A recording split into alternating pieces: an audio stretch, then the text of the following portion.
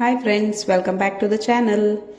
ಉಡುಪಿ ಮ್ಯಾಂಗ್ಳೂರ್ ಸೈಡ್ನವರಿಗೆ ಇದು ಏನು ಅಂತ ಆಲ್ಮೋಸ್ಟ್ ಎಲ್ರಿಗೂ ಗೊತ್ತಿರ್ತದೆ. ಸೇಮೈ ದಡ್ಡೆ, ಒತ್ತು ಶಾವಿಗೆ ಅಂತೆಲ್ಲ ಕರೀತಾರೆ ಇದನ್ನು. ಈಗಿನ ಮಕ್ಕಳು ಕರೆಯೋದಿಲ್ಲ, ಈಗಿನ ಮಕ್ಕಳು ನೂಡಲ್ಸ್ ಅಂತಾನೆ ಕರೆಯೋದು.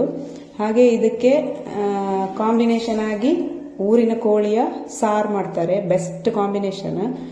ಇದನ್ನ ನೋಡುವಾಗಲೇ ನಮ್ಮ ಬಾಲ್ಯದ ನೆನಪಾಗುತ್ತೆ. ಬಾಲ್ಯದಲ್ಲೆಲ್ಲ ಹಬ್ಬ ಇದ್ರೆ ಇದನ್ನೆಲ್ಲ ಜಾಸ್ತಿ ಮಾಡ್ತಿದ್ರು ಮನೆಯಲ್ಲಿ.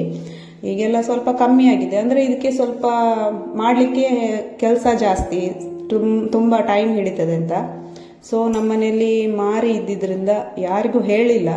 ಒಂದು ಸ್ವಲ್ಪ ದಿನದ ಮುಂಚೆನೇ ಒಂದು ಮಾರಿ ಆಗಿತ್ತು, ಎಲ್ಲರನ್ನು ಕರೆದಿದ್ವಿ. ಸೊ ಇದಕ್ಕೆ ಯಾರನ್ನು ಕರೆಯೋದಿಲ್ಲ, ನಾವೇ ಅಲ್ಲ ಅಂತ ನಾನೇ ಮಾಡಿದೆ ಇದನ್ನು ಮಾಡೋದಕ್ಕೆ ನಾನು ರೇಷನ್ ಅಂಗಡಿಯಲ್ಲಿ, ಅಂದರೆ ನ್ಯಾಯಬೆಲೆ ಅಂಗಡಿಯಲ್ಲಿ ಸಿಗೋ ಕುಚ್ಚಲಕ್ಕಿ ಇದರೆಲ್ಲ ಅದನ್ನು ತಗೊಂಡಿದ್ದೀನಿ. ಇದನ್ನು ಒಂದು 5 ಗಂಟೆಗಳ ಕಾಲ ನೆನೆಸಿಟ್ಕೊಂಡಿದ್ದೀನಿ. ಆಮೇಲೆ ಇದನ್ನು ಚೆನ್ನಾಗಿ ತೊಳೆದು ಗ್ರೈಂಡರಿಗೆ ಹಾಕಬೇಕು. ಗ್ರೈಂಡರಿಗೆ ಹಾಕೋದು ಅಂದರೆ ಇದನ್ನು ಗಟ್ಟಿಯಾಗಿ ರುಬ್ಕೋಬೇಕು.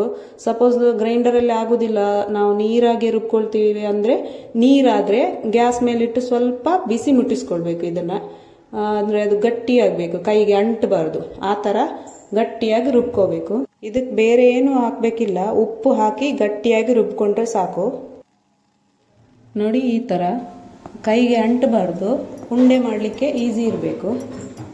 ಇದನ್ನೀಗ ಸೈಡಲ್ಲಿಟ್ಟು ಕೋಳಿ ಸಾರಿಗೆ ರೆಡಿ ಮಾಡ್ಕೊಳ್ತೀನಿ ನಾನು. ಕೋಳಿ ಸಾರಿದ್ದು ರೆಸಿಪಿ ಆಲ್ಮೋಸ್ಟ್ ನಾನು ಮಾರಿ ಹಬ್ಬದ ಒಂದು ವಿಡಿಯೋ ಹಾಕಿದ್ದೆ, ಅದರಲ್ಲಿ ಉಂಟು, ಬೇಕಾದರೆ ನೋಡ್ಬೋದು. ಇದನ್ನು ನಾನು ಕ್ವಿಕ್ಕಾಗಿ ತೋರಿಸ್ತಾ ಹೋಗ್ತೇನೆ.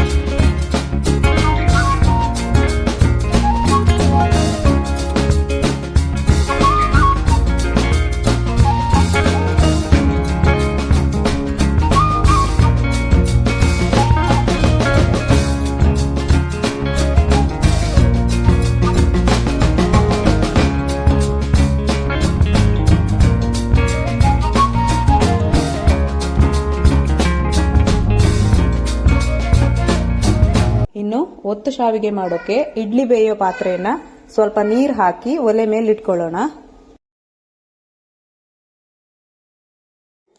ಆಮೇಲೆ ನಾವು ಕಡ್ದಿಟ್ಟಿರೋ ಹಿಟ್ಟನ್ನ ಉಂಡೆ ಮಾಡಿಕೊಂಡು ಅದರಲ್ಲಿ ಬೇಯಕ್ಕಿಡೋಣ. ಇದೊಂದು ಅರ್ಧ ಗಂಟೆ ಒಳಗಡೆ ಬೆಂದು ಬಿಡುತ್ತೆ.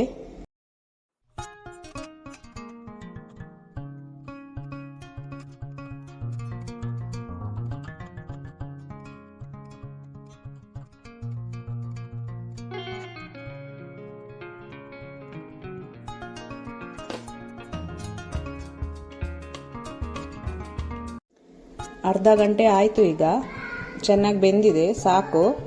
ಇನ್ನು ನೆಕ್ಸ್ಟ್ ಪ್ರೊಸೆಸ್ಸೇ ಸ್ವಲ್ಪ ಚಾಲೆಂಜಿಂಗ್, ಅಂದರೆ ಸ್ಟ್ರೆಂತ್ ಬೇಕಾಗಿರೋ ಪ್ರೊಸೆಸ್.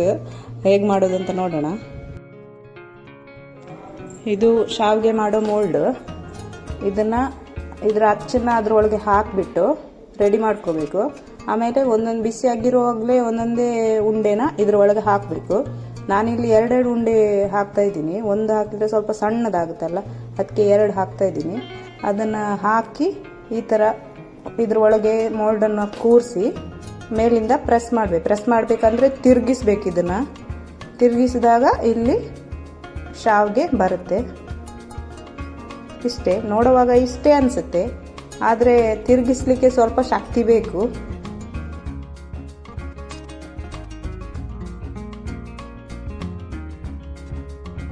ನೋಡಿ, ಈ ಥರ ಬರುತ್ತೆ.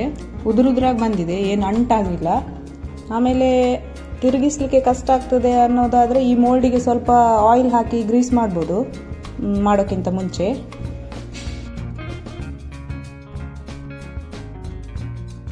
ನಾನೊಂದು 3-4 ಅಷ್ಟೇ ಮಾಡಿದೆ, ಮತ್ತು ನನ್ನ ಹಸ್ಬೆಂಡ್ ಹೆಲ್ಪ್ ಮಾಡಿದರು. ಅದರ ಮಧ್ಯದಲ್ಲಿ ಇವರಿಬ್ಬರು ನಾನು ಮಾಡ್ತೇನೆ ಅಂತ ಓಡಿ ಬರ್ತಾ ಇದ್ದಾರೆ, ಡಿಸ್ಟರ್ಬ್ ಮಾಡ್ತಾ ಇದ್ದಾರೆ ನಮಗೆ. ಫೈನಲಿ ಒಂದು ಅರ್ಧ ಗಂಟೆಯಲ್ಲಿ ಎಲ್ಲ ಒತ್ತು ಶಾವಿಗೆಯನ್ನು ಮಾಡಿ ಕಂಪ್ಲೀಟ್ ಮಾಡಿದ್ವಿ. ಫಂಕ್ಷನ್ ಇರುವಾಗ ಮಾಡೋದಂದರೆ ಸ್ವಲ್ಪ ಕಷ್ಟ, ತುಂಬ ಮಾಡಬೇಕಾಗುತ್ತಲ್ಲ, ತುಂಬ ಹೊತ್ತು ಹಿಡಿತದೆ. ಹೀಗೆ ಬೆಳಿಗ್ಗೆ ತಿಂಡಿಗೆ, ಹಾಗೆ ನಾವೇ ಇರುವಾಗ ಮನೆಯಲ್ಲಿ 3-4 ಜನ ಇದ್ದರೆ ಮಾಡ್ಕೋಬೋದು, ಒಳ್ಳೆಯದಾಗ್ತದೆ. ಬೆಸ್ಟ್ ಕಾಂಬಿನೇಷನ್ ಇದಕ್ಕೆ ಕೋಳಿ ಸಾರೆ. ಅದೆಷ್ಟೇ ತರಕಾರಿದ್ದು ಸಾಗು ಮಾಡಲಿ, ಪನ್ನೀರಿದ್ದು ಮಾಡಲಿ, ಏನು ಮಾಡಲಿ, ಇದಕ್ಕೆ ಬೆಸ್ಟ್ ಕಾಂಬಿನೇಷನ್ ಊರಿನ ಕೋಳಿಯ ಸಾರೆ. ಓಕೆ ಫ್ರೆಂಡ್ಸ್, ಈ ವಿಡಿಯೋ ಇಷ್ಟ ಆದಲ್ಲಿ ಪ್ಲೀಸ್ ಲೈಕ್ ಮಾಡಿ, ಹಾಗೆ ನನ್ನ ಚಾನಲ್ನ ಸಬ್ಸ್ಕ್ರೈಬ್ ಮಾಡೋದನ್ನು ಮರಿಬೇಡಿ. ಮುಂದಿನ ವಿಡಿಯೋದಲ್ಲಿ ಸಿಗೋಣ. ಬಾಯ್.